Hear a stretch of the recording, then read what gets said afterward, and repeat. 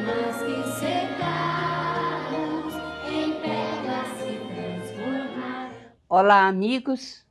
Está no ar Portal de Luz, nosso encontro de todas as semanas. E é sempre uma alegria estar na companhia de todos vocês. Esse é o momento da meditação, da oração. Vamos aproveitar a mensagem de Chico Xavier. Oremos por nós, por nossa família, pelo planeta que nos abriga. Oremos.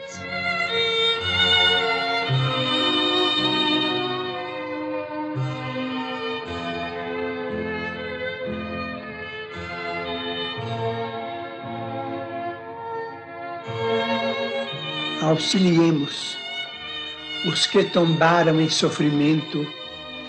Deixa que a voz deles te alcance a vida. Não te presumas tão longe. Frequentemente, o espaço que os distancia não é senão aquele que te separa do lar vizinho. Enquanto nos detemos, pensando nas lágrimas que desencharcam as horas, é possível estejam a poucos metros de nós, carregando fadiga e desilusão. Há os que talvez procurem mostrar um sorriso, após remover os sinais de pranto do rosto desfigurado, em penúria, e os que, não obstante possuírem todos os excessos de uma existência faustosa, acalentam a ideia do suicídio, crendo seja a fuga a única solução para as dificuldades a que se arrojaram imprevidentes. Muitos abraçaram empresas delituosas, adquirindo tormentos de espírito ao pé de outros tantos que escalaram a barranca da vaidade, despencando em precipícios de treva. Deixa que te visitem no espelho da consciência. Vê-los-ás, sentindo-te por baliza de extensa caravana da angústia. Dói contemplar não somente os adultos algemados à provação, mas também as crianças e os jovens espoliados de afeto, que a necessidade em muitas ocasiões relega ao espinheiro da enfermidade ou à vala do vício. Se desfruta a saúde, se tens algum tempo disponível, se possuis influência ou se retens essa ou aquela sobra da bolsa, colabora para que se reduzam o desespero e a aflição que ainda lavram na terra. Não exijas, porém, a alheia gratidão para auxiliar. Ainda mesmo que os necessitados de teu concurso transportem no peito corações empedernidos na sombra do mal, dos quais não te é lícito aproximar, por enquanto, a fim de que não patrocines a irreflexão ou a desordem, ora por eles e ampara-os de maneira indireta. As mães dos obsessores e dos ingratos, ainda quando desencarnadas estão vivas, elas vibram de esperança e felicidade com os teus gestos de amor e te dirão em preces de alegria no silêncio da alma: Deus te guarde e abençoe. Estamos na França, século XIX. Paris desperta em sua movimentação corriqueira e as pessoas se deslocam no atendimento de seus afazeres habituais. A data é 29 de abril de 1864. Um dia comum para a maioria dos seus moradores, mas de grande importância sob a ótica espiritual. Na sua primeira edição, chamou-se Imitação do Evangelho segundo o Espiritismo. Esta obra, que surgia a 29 de abril de 1864. Ao elaborar essa obra, Kardec recebeu uma mensagem no dia 9 de agosto de 1863. Era uma orientação e que se encontra em obras póstumas. Diz o seguinte: este livro de doutrina terá considerável influência, pois que explana questões capitais. E não só o mundo religioso encontrará nele as máximas que lhe são necessárias, como também a vida prática das nações aurirá dele instruções excelentes. Aproxima-se a hora em que te será necessário, o Espírito estava se dirigindo a Allan Kardec, em que te será necessário apresentar o Espiritismo qual ele é, mostrando a todos onde se encontra a verdadeira doutrina ensinada pelo Cristo. O Espírito aí avisa Kardec que a linguagem é do cristianismo redivivo, primitivo. Aproxima-se a hora, continua o Espírito, em que à face do céu e da terra terás de proclamar que o Espiritismo é a única tradição verdadeiramente cristã e a única instituição verdadeiramente divina e humana. Você pode encontrar essa mensagem em obras póstumas, né? E na parte de 307, 308, mais ou menos, a página que você encontra essa mensagem. Kardec, com a sua profunda visão de futuro, notável bom senso, focaliza seu trabalho na essência e na universalidade do Evangelho, detendo-se no ensinamento moral. Iniciava-se, assim, a mais importante tarefa do Espiritismo no seu papel de consolador. Sim, porque ele é o consolador prometido por Jesus. Ele revive o cristianismo em sua feição mais pura e simples, permitindo que as lições do Mestre sejam compreendidas e vividas, né, em toda a sua essência e pureza. Assim, nós encontramos no Evangelho segundo o Espiritismo as lições morais do Cristo, porque esta obra magnífica facilita o entendimento dessas lições através das explicações dadas pelos Espíritos. As parábolas do Mestre, antes veladas, ou muitas vezes entendidas de forma literal, são agora compreendidas na sua essência, de modo a facilitar o autoconhecimento e a reforma interior. Sob a inspiração dos ensinamentos e exemplos do Mestre, as instruções que promanam dos Espíritos são verdadeiramente as vozes do céu que vêm esclarecer os homens e convidá-los à imitação do Evangelho. Kardec nos traz essas considerações na Revista Espírita, do ano de 1864, em abril de 1864, quando do lançamento do Evangelho.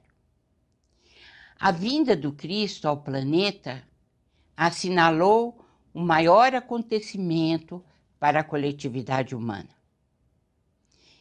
Por isso, compete ao Espiritismo a ajudar a reorganizar o edifício desmoronado da crença, como nos advertiram os espíritos instrutores. E dessa forma, reconduzir a civilização às suas profundas bases religiosas, encaminhando os corações ao Evangelho. Imaginemos uma longa viagem a ser feita com incalculáveis caminhos, encruzilhadas a serem defrontadas, além de inúmeros perigos e dificuldades. Sem saber a extensão das surpresas a serem enfrentadas, cada escolha representa delicada e importante decisão para o futuro de sua vida e de sua felicidade. E nem sempre nós estamos seguros nessa caminhada. E nessa insegurança, que alívio quando alguém deposita em suas mãos um precioso mapa, orientando o caminho mais reto e seguro a ser feito. Esse mapa possibilita um olhar de cima, ampliando a nossa visão da realidade, trazendo clareza e favorecendo as melhores estratégias para superar os percalços da jornada. Diríamos que esse mapa é de grande valor, sendo imprescindível para as nossas vidas. O Evangelho representa esse valioso mapa em nossa jornada encarnatória. As suas lições, baseadas nos exemplos e lições do Cristo, concedem um direcionamento correto, oferecendo uma base segura para que façamos as melhores escolhas no decorrer das nossas vidas. Ele é o mais elevado código de conduta e o mais seguro roteiro para a humanidade alcançar a paz e o progresso espiritual. A sua vivência transformaria o mundo num local de profunda harmonia e extrema prosperidade. Por isso é que nós estamos tão felizes com a divulgação dessa obra, que será, e aliás é, muito necessária para que haja a paz entre as nações. No livro Os Mensageiros, encontramos interessante diálogo de Narcisa com André Luiz, quando este estava passando por momentos de profundas mudanças emocionais. Naquele instante, André Luiz estava se desvinculando dos sentimentos do mundo, que antes lhe preenchiam muito o coração. Agora, não mais a ligação com os entes queridos da terra. A bondosa enfermeira aconselhou André Luiz: em períodos como o que você atravessa, há mais facilidade para nos desenvolvermos com êxito se soubermos aproveitar as oportunidades. Enquanto o espírito do homem se engolfa apenas em cálculos, raciocínios, o Evangelho de Jesus não lhe parece mais que um repositório de ensinamentos comuns.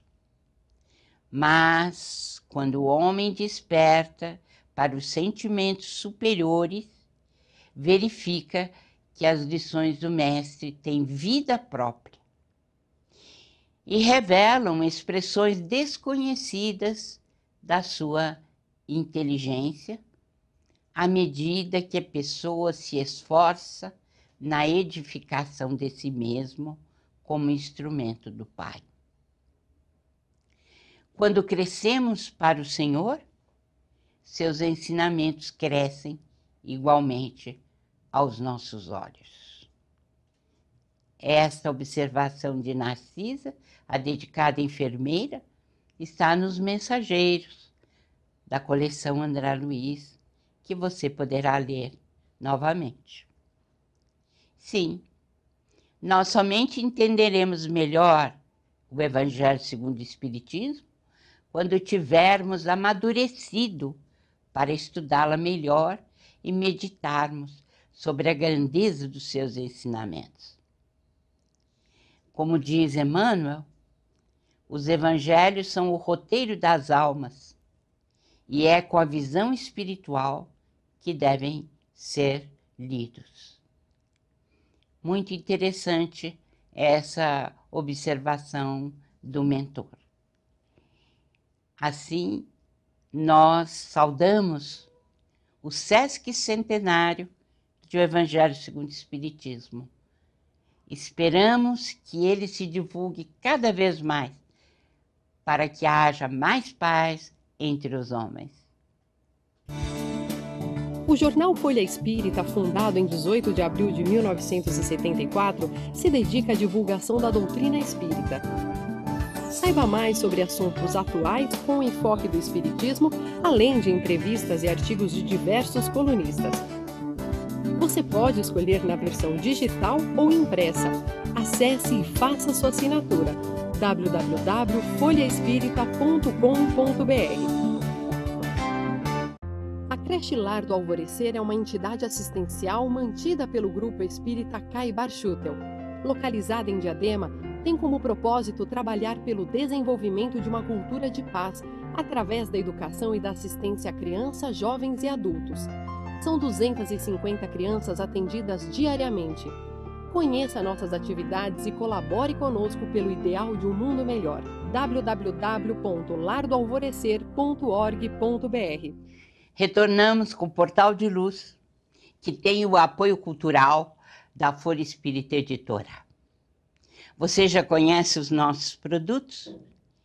Se deseja saber mais, telefone para São Paulo ou passe um e-mail e nós teremos prazer em informá-lo. Vamos agora à mensagem do nosso Maida no Momento Doutrinário. Vamos assistir. Olá, amigas e amigos do Portal de Luz, sejam bem-vindos. Hoje, dentro do quadro Momento Doutrinário, trouxemos para meditação as palavras do Espírito André Luiz, contidas no livro Vozes do Grande Além, lição 32, Psicofonia do querido Chico Xavier. Diante das perturbações e das lágrimas que nos visitam cada noite o santuário de socorro espiritual, lembraremos o velho apólogo, dezenas de vezes repetido na crônica de vários países do mundo e que, por pertencer à alma do povo, é também uma pérola da filosofia a enriquecer-nos os corações. Certo cavalheiro que possuía 3 amigos foi convocado a comparecer no fórum, de modo a oferecer solução imediata aos problemas e enigmas que lhe manchavam a vida, porquanto já se achava na iminência de terrível condenação. Em meio das dificuldades de que se via objeto, procurou seus 3 benfeitores, suplicando-lhes proteção e conselho. Arrogante, replicou-lhe o primeiro: mas não posso fazer por ti que obter-te uma roupa nova para que compareças dignamente diante do juiz.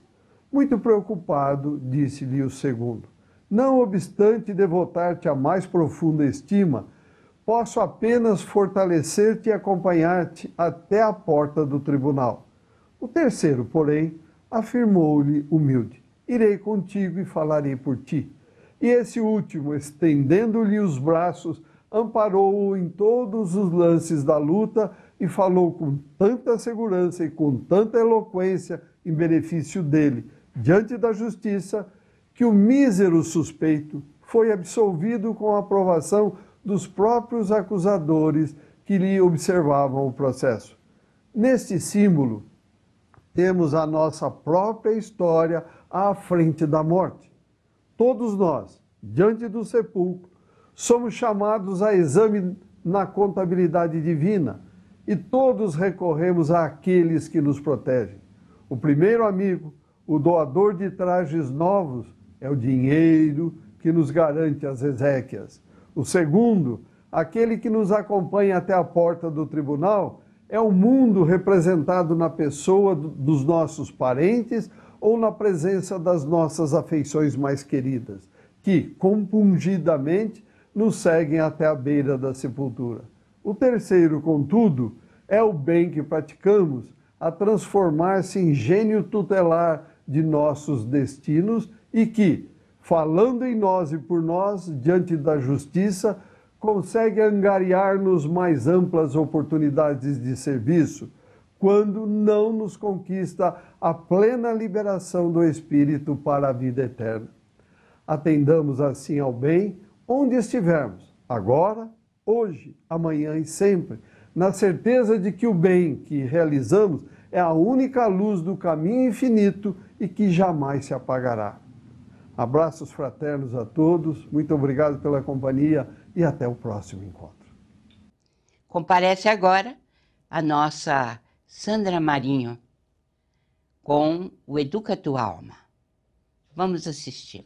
Queridos amigos, queridas amigas, gosto de falar francamente em nosso programa, cujo propósito é trazer à baila assuntos que precisamos enfrentar seriamente se quisermos de fato nos tornar melhores como pessoas. E hoje gostaria de refletir com vocês sobre a caridade. A caridade, no estrito senso, é a prática de repartirmos o que temos, materialmente falando, com quem precisa. A máxima do Evangelho, segundo o Espiritismo, fora da caridade não há salvação, inspira as casas espíritas a incentivar os seus frequentadores a praticar a caridade. Para tanto, é comum que essas instituições sejam responsáveis por diversas atividades na área de assistência social e de desenvolvimento social voltadas à população menos favorecida. E isto tem uma razão de ser. É porque quando nos propomos a ser caridosos, somos levados a internalizar sentimentos como empatia, que é o se colocar no lugar do outro, de piedade e benevolência.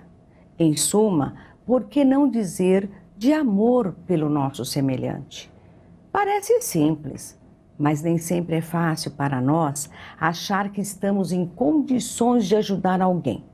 Afinal, sobrando, creio que a maioria de nós não tem. O espírito Néio Lúcio, no livro Alvorada Cristã, conta a seguinte historinha intitulada O Ricaço Distraído. Existiu certa vez um homem muito devoto que chegou ao céu e perguntou ao anjo que o recebeu: mensageiro divino, que devo fazer para vir morar em definitivo ao lado de Jesus? O anjo respondeu: faze o bem e volta mais tarde. Mas, retrucou o homem, posso te pedir os recursos necessários para tal missão? Pode, respondeu o missionário. O homem então disse: quero dinheiro, muito dinheiro para socorrer o meu próximo. O missionário estranhou e falou: nem sempre o ouro é auxiliar suficiente para isto. Penso, contudo, meu santo amigo, que sem o ouro é muito difícil praticar a caridade. E não tem medo das tentações do caminho? Perguntou o anjo. Não, respondeu o homem. E o anjo falou finalmente: terá o que pede, mas não se esqueça de que o tesouro de cada homem permanece onde tem o coração, porque toda a alma reside onde coloca o pensamento. E acrescentou: a lei determina que seremos escravos dos excessos a que nos entregarmos. E assim o homem, prometendo exercer a caridade e servir extensamente, retornou à terra. Os anjos da prosperidade começaram então a ajudá-lo. E lhe foi dado muito. No início, fartura de comida, roupas, depois propriedades, terras, fazendas, rebanhos. E o homem nunca achava que estava em condições de doar seja um prato de comida. Não cedia nada a ninguém. e sempre alegava a falta de recursos para isto, declarando-se sem condições para auxiliar os necessitados e esperava sempre mais, a fim de repartir algum pão com eles.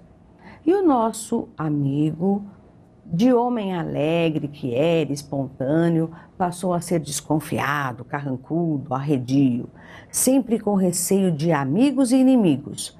Escondia grandes somas em caixas fortes. Envelheceu e morreu. Quando acordou do outro lado da vida, já em espírito, ficou horrorizado de se ver dentro da caixa forte, no meio de ouro, prata e muitas cédulas e títulos bancários. Passado algum tempo, teve fome e frio, que não podiam ser aliviados nem com o dinheiro e nem com o ouro, e muito menos com as outras riquezas depositadas naquele local. Lembrou-se do anjo e rogou a sua presença. O mensageiro amigo desceu até ele e disse: é muito tarde para súplicas. Está sufocado pela corrente de facilidades materiais que o Senhor lhe confiou, porque a fizeste rolar somente em torno de si, sem qualquer benefício aos irmãos de luta e experiência. O homem em desespero perguntou: e o que eu preciso fazer para retornar a minha paz e ganhar o paraíso? O anjo pensou e respondeu: espalha com proveito as moedas que juntou, desfaze-te da terra vasta, entrega à circulação todo o tesouro que Deus te confiou e depois retorne a mim para que retomemos o entendimento feito há 60 anos. Porém, quando o homem percebeu que já não dispunha do corpo de carne para o que propunha o anjo, começou a gritar e a blasfemar como se o inferno estivesse morando em sua própria consciência.